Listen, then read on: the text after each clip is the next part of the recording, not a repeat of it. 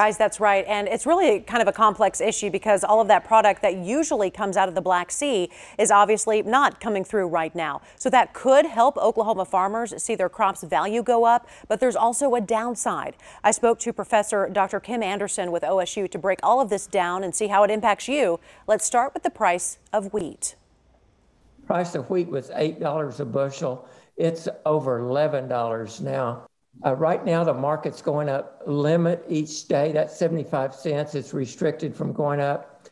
They estimate that the actual price of wheat is $13.50 a bushel. And how much is it usually? Our average price in Oklahoma is $5.50. The value of wheat skyrocketing as the war in Ukraine rages on and exports through the Black Sea have come to a screeching halt. 1/3 of all wheat comes out of the Black Sea.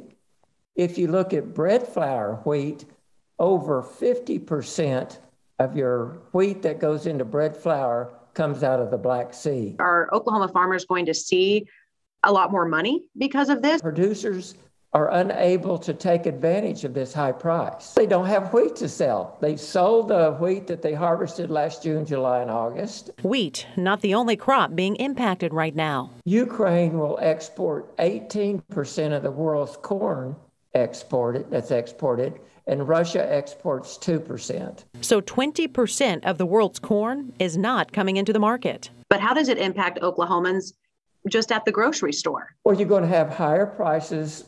Bread won't go up very much because only about 10% of the cost of a loaf of bread is the wheat flour.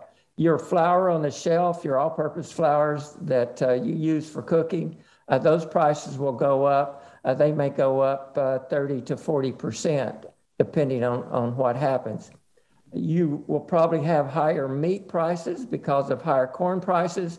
That's going to increase the cost of production for your pork, poultry, and beef. It costs more to feed the animals? Yes, it's going to hit the consumer in the pocketbook. Anderson also pointed me to fertilizer, of course, a key factor when it comes to farming. Russia is a major exporter of nitrogen, phosphorus, and potassium fertilizer. And so you're taking a large portion of the fertilizer out of the world market, and those prices are also increasing, and that will hurt the Oklahoma producer.